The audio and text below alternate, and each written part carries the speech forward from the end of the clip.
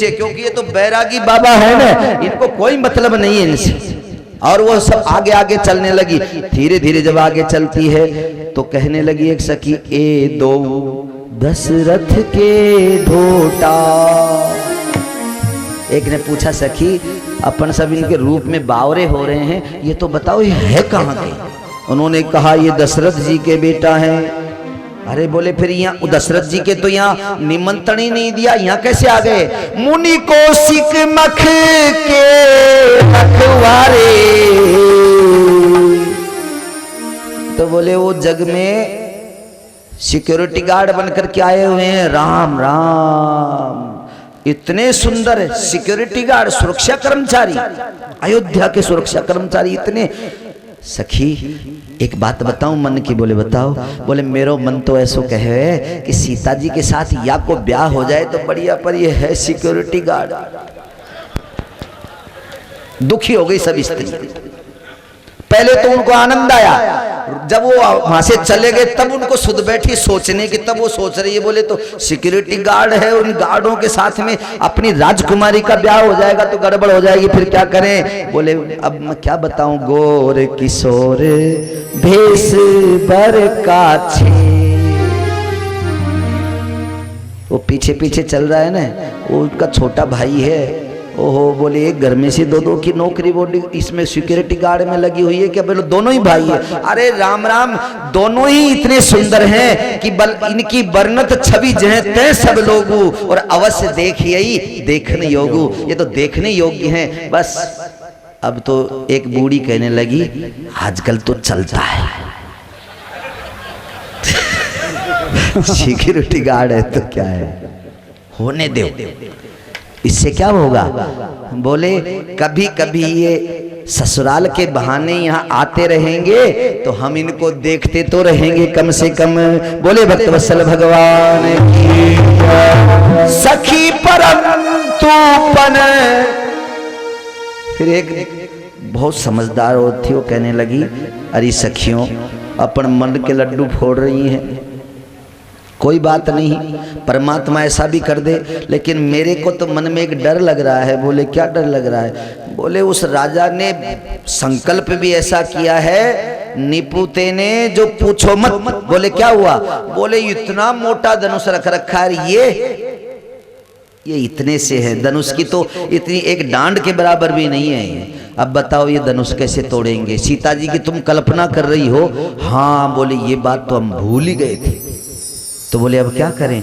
बोले एक काम करो, आज सीता जी पूजन करने जाएगी, अपन सब मिल करके और पूरी गांव की जितनी सखियां हैं सब आज गिरजा पूजन के लिए चलती हैं, और वहां एक ही वरदान मांगेंगी माता जी से। बोले हे जगदम्बा, और कुछ मत करना, हम जीवन में कुछ नहीं मांगेंगी, लेकिन वो धनुष को हल्का कर देना, इन्हीं दोनों मोड़ाओं से तोड़वा देना, ये ढोटा है ना, इन्हीं से तोड़वा देना। बस अब तो वो पंचायत उनकी खत्म हुई, और वो बड़ी बूढ़ी डोकरियां पहुंची कहां? राजमहल में। और वहां जाकर के कहने लगी, क्यों नहीं मैना सुने ना, और सुने ना। बोले हाँ। बोले तू अभी तक सीता को पूजन करने नहीं भेजी है, फिर देख राजा महाराजा आ जाएंगे, फिर इसको श्रृंगार करेंगे, वहाँ स्वयंवर में ले जाएंगे। अरे वहाँ माता जी का पूजन करने भेजना है। बोले कल ही कर लिया था हमने। बोले नहीं नहीं, आज सीता जी को। बोले फिर वापस श्रृंगार कर देंगे।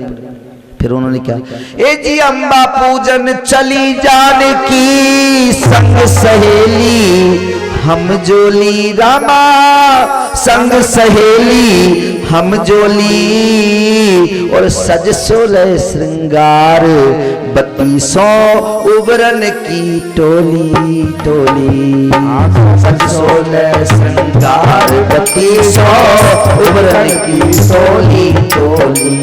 आज 16 श्रृंगार करके और गिरजा पूजन के लिए जा रही है, हाथ में थाल ले रखा है, और चोया चंदन और अर्घ जा, पान सुपारी रोली मोली, सारी सामग्री उसमें रख ली और उसको रख करके और आज अम्बा पूजने के लिए जा रही है। साथ में सखियां हिल मिल करके गीत गा रही है। अब ये जा रही इधर, इन्होंने क्या किया, बच्चों को छोड़ करके सीधे पहुंचे गुरुजी के पास। बोले तुमने सबके नयन तृप्त कर दिए। बोले महाराज अब बाकी है जिनको अभी बाकी का काम निपटा देंगे हम, आप तो एक काम करो। बोले हमको आज्ञा दो, शाम को फूल लाने थे ना इसलिए हम जल्दी आ गए। देखो गुरुजी को उल्लू का पट्टा बनाया।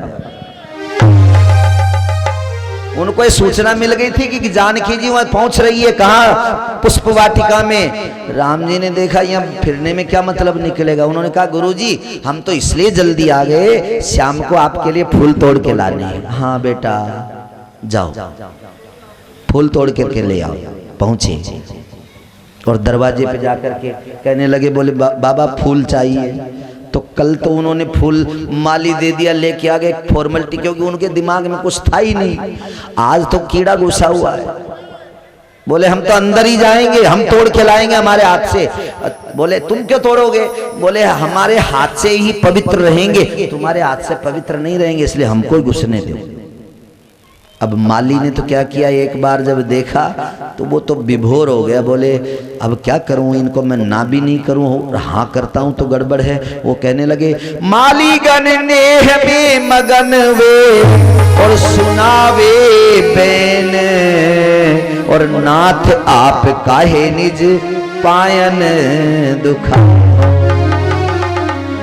आप इस बगीचे में जाओगे, तुम्हारे देखो ये पैर कितने कोमल हैं, ये दुखने लग जाएंगे।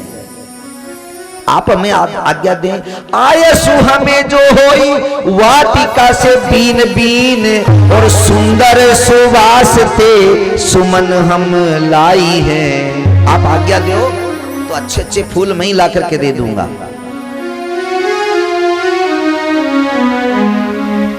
राम जी ने कहा हम ही जाएंगे, तुम कितना ही बढ़िया फूल ले आओ, हम नहीं लेने वाले।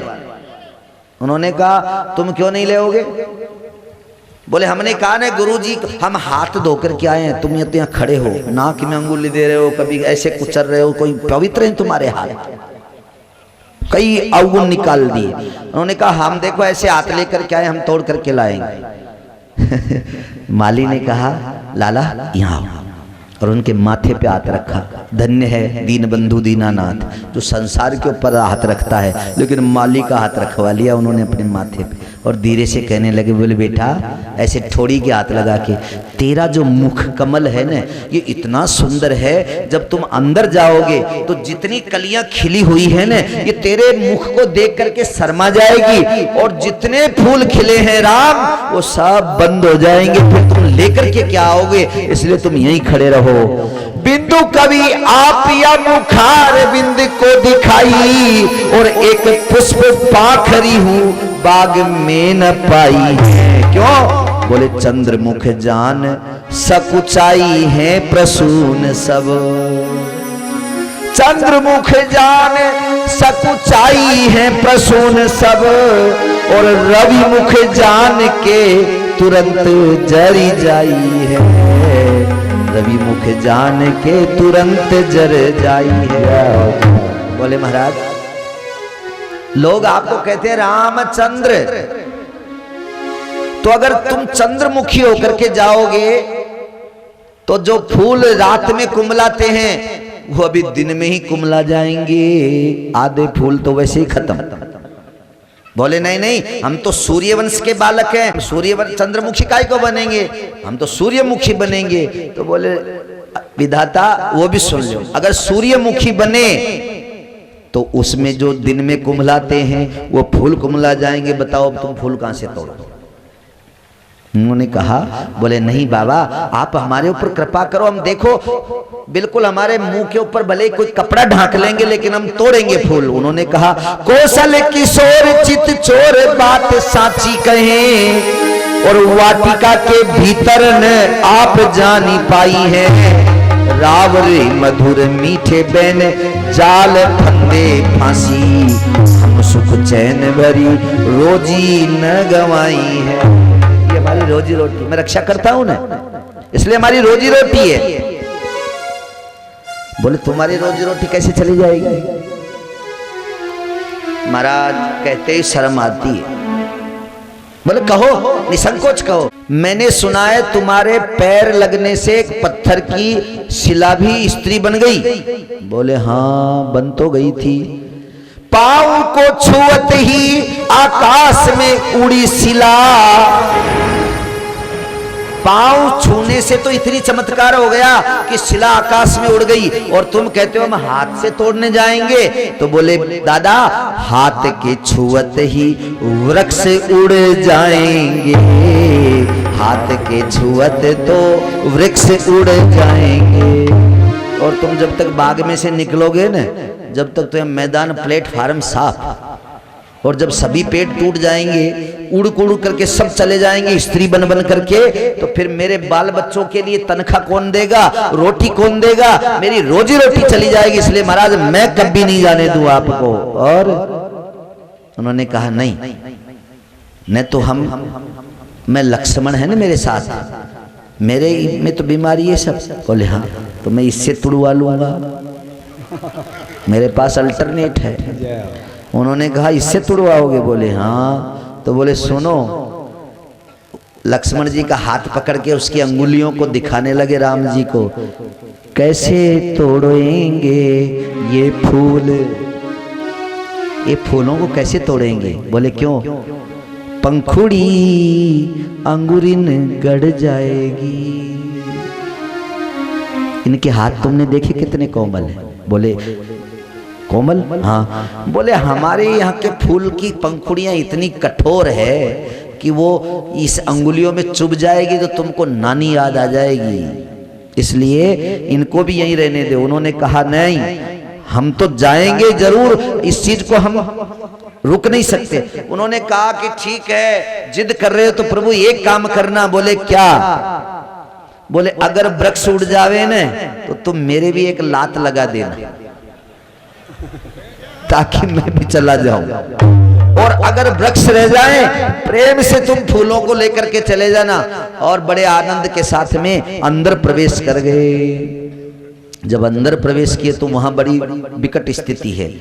अब इतना बड़ा बाग है, सीता जी को ढूंढे तो कहां ढूंढे। अब फूल तोड़ने के लिए लक्ष्मण जी कहते हैं दादा यहां से तोड़ लो, वहां से तोड़ लो। अब वो क्यारी की तरफ तो झांके नहीं, और दूर झांके कि कहीं लता ओट से कहीं दिखाई दे जाए जनक दुलारी, कहीं इधर दिखाई दे, इधर उधर उनका ध्यान बटे। चलते रहे, बाग में से फूल तोड़ने की स्थिति है, लेकिन एक भी फूल के हाथ नहीं लगाया।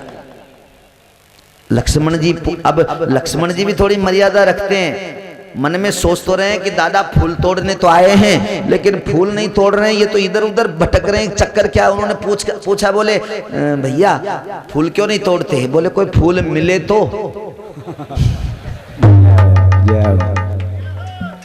बोले ये इतने फूल दिखाई दे रहे हैं, इन फूलों में से तुमको कोई फूल गुरुजी के देने लायक? बोले गुरुजी के लायक तो दुनिया भर के पड़े हैं, लेकिन मैं जो देना चाहता हूं गुरुजी को वो फूल दिखाई नहीं दे रहा है अभी तक।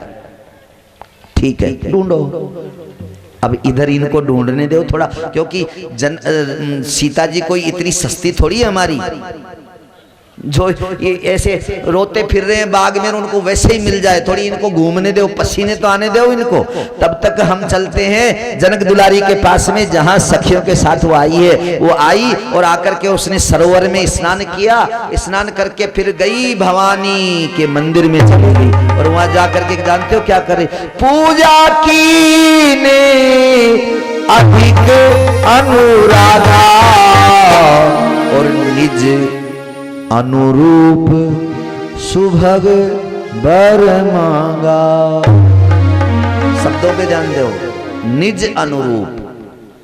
माता जी की पूजा करी और अनुराग के साथ, प्रेम के साथ नहीं, प्रेम दूषित है, छोड़ दिया नहीं, अनुराग के साथ, अनुराग के साथ उसने पूजा करी।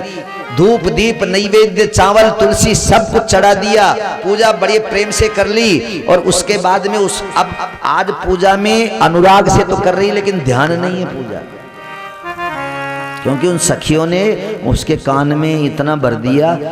अरे सीते, दशरथ के 2 बालक ऐसे आए हैं, पूरे नगर को उन्होंने मोहित कर दिया। जिन निज रूप मोहिनी डारी और कीने स्वबस सकल नर नारी, सारे नर नारियों को अपने वशीभूत कर लिया। ऐसा सुंदर राजकुमार आया है। बोले अच्छा ठीक है, तो मैं भी देखने जाऊंगा।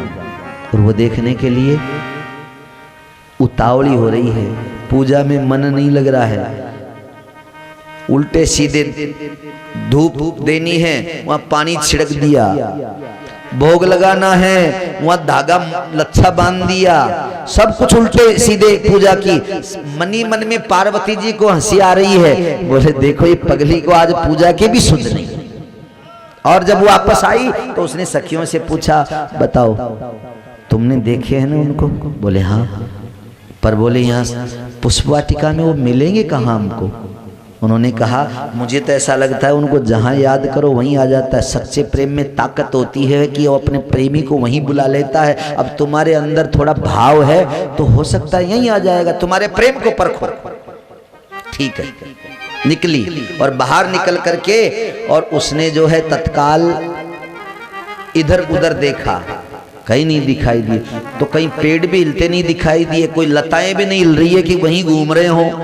अब उधर से सीता जी ढूंढ रही है और इधर से राम जी ढूंढ रहे हैं, दोनों ढूंढने का काम कर रहे हैं। सज्जनों, जान की तो सुध ही भी सारी देती जानती जो। और यह सखिया क्या कर रही है? बोले सुजान की सलोनी। अरे ओ सुजान, सुजान है राम जी, सलोनी है सीता।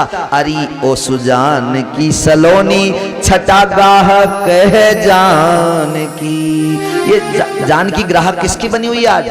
बोले राम रूप देखने की। राम रूप देखई अति दीना।